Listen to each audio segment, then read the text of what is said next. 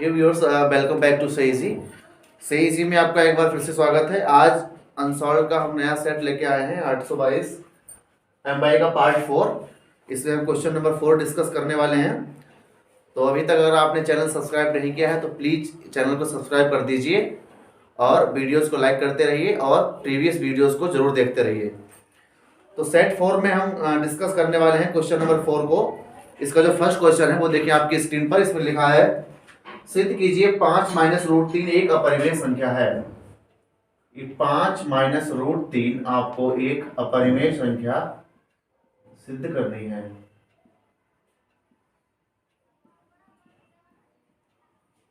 अपरिमेय संख्या सिद्ध करनी है। देखिए अनसॉल्व अभी तक हमने जितने भी सेट कराए हैं उसमें सारे के सारे सेट्स में एक एक क्वेश्चन इस परिमेय और अपरिमेय संख्या का जरूर आता है। तो इन सभी सवालों को करने के लिए हम इसका उल्टा हमेशा मानते हैं कि माना 5 माइनस रूट 3 लिखेंगे। इसमें माना 5 माइनस रूट 3 एक परिमेय संख्या है। एक परिमेय संख्या है। अगर 5 माइनस रूट 3 एक परिमेय संख्या है तो परिमेय संख्या आपको पता है रेशनल नंबर्स होते हैं p अपॉन q के फॉर्म में, है ना। तो 5 माइनस रूट 3 किसके बराबर होगी? p upon q। q के फॉर्म में होगी जहां p और q क्या होंगे आपके? जहां p और q पूर्णांक है। क्या है? p और q आपके क्या होंगे? जहां p और q आपके पूर्णांक होंगे। 5 माइनस रूट 3 बराबर p बटे q होगा। तो अगर यहां से हम रूट 3 की वैल्यू निकालें तो रूट 3 बराबर देखिए क्या निकलेगा? रूट 3 बराबर निकलेगा आपका 5 माइनस का p बटे q। जो रूट 3 हमारा निकलेगा वो निकलेगा रूट 3 बराबर निकलेगा 5 माइनस p बटे q। अब चूंकि p बटे q एक पूर्णांक है तो ये परिमेय संख्या का पोर्शन हो जाएगा। ये हो जाएगा हमारा किसका पोर्शन हो जाएगा? p बटे q आपका पूर्णांक है, इसलिए ये संख्या परिमेय हो जाएगा, परिमेय संख्या का पोर्शन। ये पूरा पोर्शन जो है आपको रिप्रेजेंट करेगा 5 माइनस p बटे q, एक परिमेय संख्या को दर्शाएगा। और जबकि रूट 3 इसके बराबर है तो रूट 3 भी यहां से हमारा परिमेय संख्या ही हो जाएगा। जब ये हमारा परिमेय संख्या का पोर्शन हो जाएगा तो रूट 3 भी हमारी परिमेय संख्या हो जाएगी। और इसको माना हमने क्या था? अपरिमेय संख्या। इसलिए हमारा जो माना हुआ एजम्पशन हमारा है वो स्टेटमेंट हमारा फॉल्स होता है। इसलिए 5 माइनस रूट 3 एक अपरिमेय संख्या होगी क्योंकि परिमेय संख्या को रिप्रेजेंट नहीं कर पा रहा है। तो ये था हमारा फोर्थ क्वेश्चन का पहला पार्ट, 4 का पार्ट 822 एमबाई का। अब देखेंगे हम इसका नेक्स्ट क्वेश्चन। आइए स्टार्ट करते हैं इसका नेक्स्ट पार्ट, 4 क्वेश्चन का खा पार्ट। इसमें लिखा है, समांतर श्रेणी 6 13 20 डॉट डॉट डॉट 216 का मध्य पद ज्ञात कीजिए। ये देखिए फोर्थ का खा प्रश्न। श्रेणी दी है हमारी 6 13 20 डॉट डॉट डॉट 216। इसका हमें फाइंड करना है मध्य पद। मध्य पद का मतलब है इसका बीच का पद हमें फाइंड करना है। तो मध्य पद फाइंड करने के लिए सबसे पहले हमें पता होना चाहिए कि इस श्रेणी में कुल कितने पद हैं। इस श्रेणी में कुल कितने पद हैं। तो कुल पद पता करने के लिए हमें लगाना पड़ेगा एनवा पद का फॉर्मूला जो होता है a n equals to a plus n minus 1 into D. Parameters हमने नोट नहीं किए हैं, सारे के सारे पैरामीटर्स हम आपको समझा देते हैं। इसमें a n जो होता है वो nवा पद है, आज पर 216 दिया है हमें। a n जो है nवा पद जो कि 216 में दिया है। a हमारा पहला पद होगा जो 6 है, प्लस n हमें पता नहीं है, n होता है पदों की संख्या जो हमें ज्ञात करनी है। और d हो जाएगा इसका 7। d होता है देखिए 13 में से 6 जाएगा, 20 में से 13 जाएगा, वो 7 ही आएगा। d बराबर सर्वांतर होता है 7 आएगा। ठीक है, इसे सॉल्व कर लेते हैं। 6 आएगा लेफ्ट साइड में, माइनस का हो जाएगा 7n माइनस 7 हो जाएगा 210। ये 7 आएगा तो प्लस का हो जाएगा, तो हो जाएगा 7n बराबर 217। तो n बराबर हो जाएगा आपका 7 या 21, 7 एकम 7, n बराबर आ जाएगा आपका 31। तो n बराबर 31, इसका मतलब हो गया कि इसमें जो कुल पद है वो 31 पद है ना। कुल पद कितने, कुल पद हमारे जो हैं वो कितने हैं, इसमें कुल पद हमारे 31 हैं।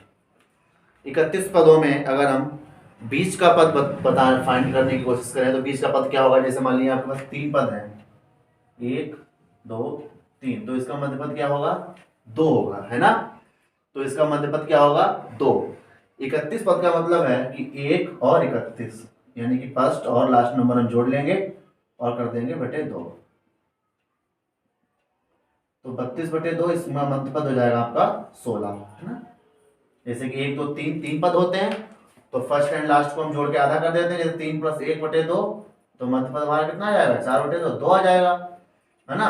तो 2 मध्य पद होता है। इसी तरह पद हमारे पास 31 है, 1 से 31, तो 31 + 1 मतलब लास्ट पद और पहला पद दोनों को जोड़ के आधा कर देंगे तो आ जाएगा हमारा 16। यानी कि हमें इसमें 16वां पद ज्ञात करना है जो उसका मध्य पद होगा। तो 16वां पद ज्ञात करने के लिए हम इसे ज्ञात कर लेते हैं। 16वां पद भाई nवां पद का जो फॉर्मूला था वहां पे हम 16वां पद का फॉर्मूला लगा देंगे। यानी कि हमारे पास यहाँ पर an था, तो हमें फाइंड करना है a16, तो हो जाएगा a + n - 1, यानी कि 16 - 1 × d है 7, है ना। चलिए एक बार d लिख लेते हैं, यहाँ पे n लिख लेते हैं, ये हमारा फॉर्मूला रहेगा ये 16 के लिए।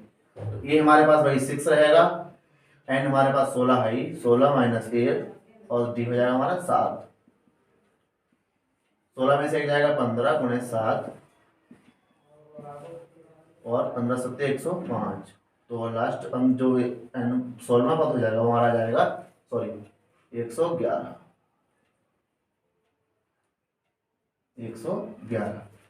111 इसका राइट आंसर होगा, ठीक है। तो जो हमारा इसका मध्य पद होगा वो हमारा हो जाएगा 111। अब देखते हैं इसका हम थर्ड पार्ट। आइए देखते हैं क्वेश्चन नंबर 4 का गा प्रश्न। इसमें लिखा है त्रिभुज ABC की भुजाओं AB और AC के मध्य बिंदु क्रमशः E और F हैं। E के निर्देशांक आपको दिए हैं 2, -1 और F के निर्देशांक आपको दिए हैं 0, -1। बिंदु A के निर्देशांक 1, -4 है, तो त्रिभुज ABC का आपको क्षेत्रफल ज्ञात करना है। निर्देशांक ज्यामिति का आपका चैप्टर नंबर 4 का जो प्रश्न है ये 4 का गा पार्ट। इसमें आपको ये दिया है त्रिभुज इस तरह से कुछ आपका त्रिभुज बनेगा ABC, A B और C, जिसका क्षेत्रफल आपको निकालना है। AB और AC यानी AB और AC के मध्य बिंदु है आपके E और F, E और F। E के निर्देशांक है 2, -1, यहाँ लिख लेते हैं 2, -1 और F के हैं 0, -1 और बिंदु A के निर्देशांक आपको दिए हैं 1, -4। ये हमारे पैरामीटर्स क्वेश्चन में दिए हैं। जो हमारा त्रिभुज है ABC, A के निर्देशांक आपको दिए हैं, A और B का मध्य बिंदु है E, इसके निर्देशांक आपको दिए हैं, A और C का मध्य बिंदु है F, इसके निर्देशांक आपको दिए हैं। तो आपको त्रिभुज ABC का जो क्षेत्रफल है वो निर्देशांक ज्यामिति में आपने पढ़ा है। त्रिभुज का क्षेत्रफल ज्ञात करने के लिए आपको इन तीनों यानी कि A B और C तीनों बिंदुओं के निर्देशांक आपको ज्ञात होने चाहिए। देखिए तो हम सबसे पहले लिखेंगे चूंकि AB का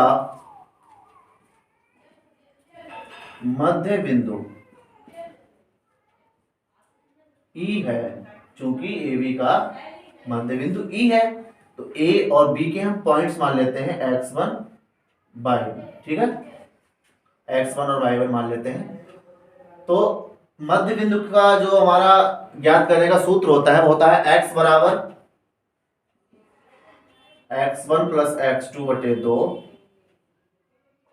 और y बराबर होता है हमारा y1 + y2 बटे 2, ठीक है। तो x बराबर हमें दिया है 2, x की जगह 2 दिया है क्योंकि ये मध्य बिंदु है, तो ये x और y हो जाएगा और ये आपका x1 y1 ये हो जाएगा x2 y2 मान लेते हैं, x2 और y2, ठीक है, ये x2 y2 हो जाएंगे। तो x तो हमें 2 दिया है, x1 और y1 की जगह पर हमें दिया है 1 + x2, बटे 2, क्रॉस प्रोडक्ट करेंगे तो 4 1 प्लस x2, 4 माइनस 1 x2, तो x2 इक्वल्स टू आ जाएगा आपका 3। इसका मान जो आ जाएगा आपके बिंदु क्या 3 आ जाएगा। ठीक है, इसी तरह से हम बाई निकाल लेते हैं। तो बाई का मान हमारे पास -1 है, बाई 1 आपको दिया है -4,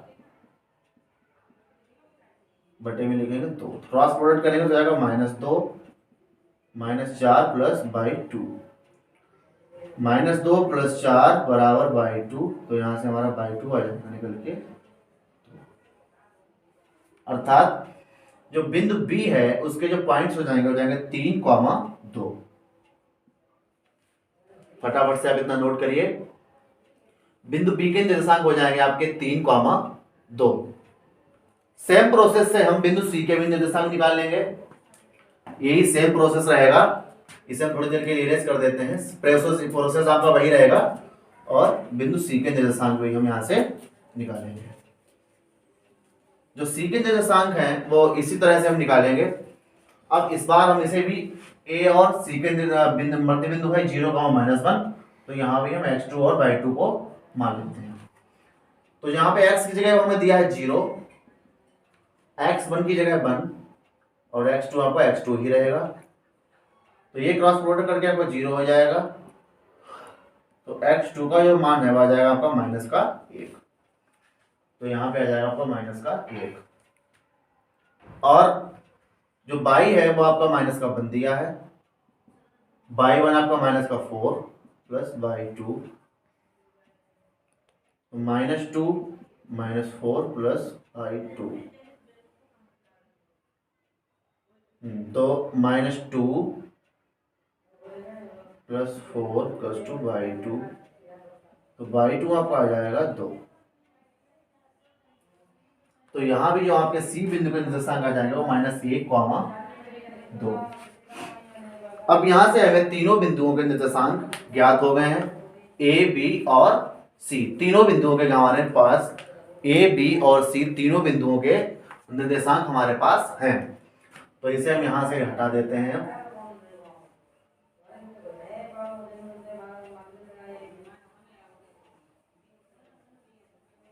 अब देखिए ये क्वेश्चन थोड़ा बड़ा क्वेश्चन था। ए, बी और सी तीनों बिंदुओं के निर्देशांक हमारे पास अब है, ए, बी और सी।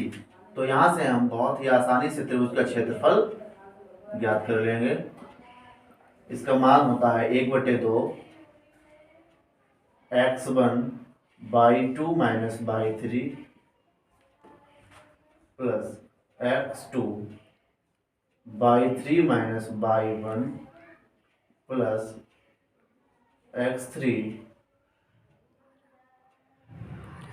x1 /1 - y, ये हमारे कुछ मान होते हैं।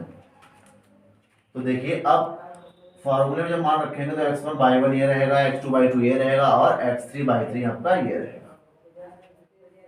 ठीक है, सबकी वैल्यूज को हम फटाफट से पुट कर लेते हैं। 1/2 x1 आपका रहेगा 1 और /2 - /3, /2 रहेगा आपका 2 और /3 रहेगा -2। ठीक है, प्लस x2 आपका रहेगा -4, तो यहां से माइनस आ जाएगा, -4 /3 - /1, तो /3 है आपका 2 और /1 है आपका -4, -4 है और माइनस साइन पहले से, तो +4 हो जाएगा आपका। इसी तरह से आपका रहेगा यहाँ पर x3 है आपका, x3 आपका है -1, तो यहाँ पे -1 आ जाएगा, -1 और /1 - /2, /1 जो है आपका -4 और /2 आपका रहेगा -2, तो प्लस हो जाएगा। 1/2, ये 2 में से 2 जाएगा 0, पूरा पोर्शन 0 हो जाएगा। 4 2 6 और 6 चौक 24, तो -24 और यहां से आपका हो जाएगा -2 और यहाँ पे हो जाएगा +2।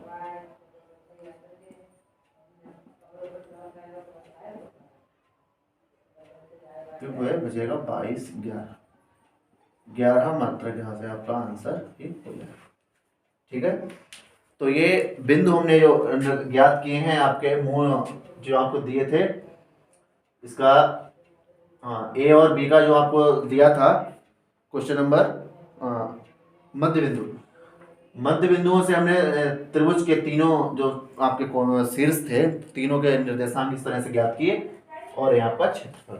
ठीक है, देखते हैं इसका लास्ट पार्ट। ये इसका लास्ट पार्ट बचा है 4 का घाव से देख लेते हैं। इसमें लिखा है साइन थीटा बराबर 4/5, तो 4 tan theta minus 5 sec theta upon sec theta plus 4 cot theta का मान ज्ञात कीजिए।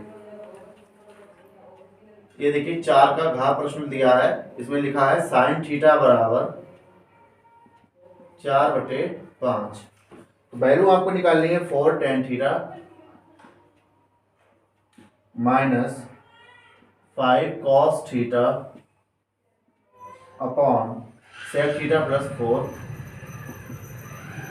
cot theta. इसकी वैल्यू आपको बतानी है क्या होगा। देखिए अब यहां से साइन थीटा आपको पता है क्या होता है, साइन होता है आपका लंब बटे कर्ण, यानी लंब आपको दिया है 4, कर्ण दिया है आपको 5। आधार हम पाइथागोरस प्रमेय से निकाल लेते हैं, कर्ण स्क्वायर माइनस लंब स्क्वायर,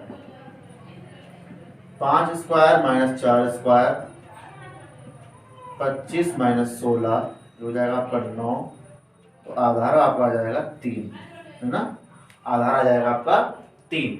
अब यहाँ पे देखिए जो जो वैल्यूज हमारी ट्रिग्नोमेट्रिकल रेशियोज जो यूज हुए उनका सबको फाइंड आउट कर लेते हैं, या फिर इसी में मान रख लेंगे फटाफट। ठीक है, 4 tan थीटा आपका होता है, देखिए यहाँ पे लिख लेते हैं LAL upon KKA।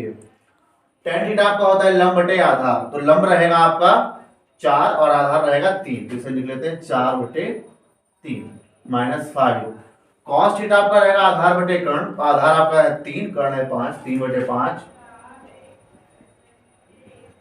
sec theta sin cos tan cot sec, कर्ण बटे आधार, कर्ण बटे आधार मतलब 5/3 4 cot थीटा, cot थीटा आपका tan का रिवर्स होएगा 3/4। यहां से 4 चौक 16/3, यहाँ 5 से 5 कैंसिल माइनस 3, यहाँ पर 4 से 4 कट जाएगा, जगह 5/3 और माइनस प्लस का 3, तो ये जगह 16 माइनस 9/3 गुणे 3 ऊपर हो जाएगा और 3 3 9 5 14, ये कैंसिल, आंसर आपका आएगा 7/14, यानी कि 7 एकम 7 7 दूनी 14, 1/2। इसका जो आंसर होगा फाइनल आंसर वो आपका आएगा 1/2। तो ये था आज का हमारा पार्ट 4 822 MY सेट, जो अनसॉल्व का सेट है 2020 और 21 का 822 MY पार्ट 4 से इजी चैनल पे हमने इसे डिस्कस किया आपके साथ। कमेंट में बताइएगा वीडियो कैसा लगा, अच्छा लगा है तो वीडियो को लाइक करिए, चैनल को फटाफट से सब्सक्राइब नहीं किया सब्सक्राइब कर दीजिए और वीडियो को शेयर करते रहिए। थैंक्स फॉर वॉचिंग, मिलते हैं नेक्स्ट वीडियो में।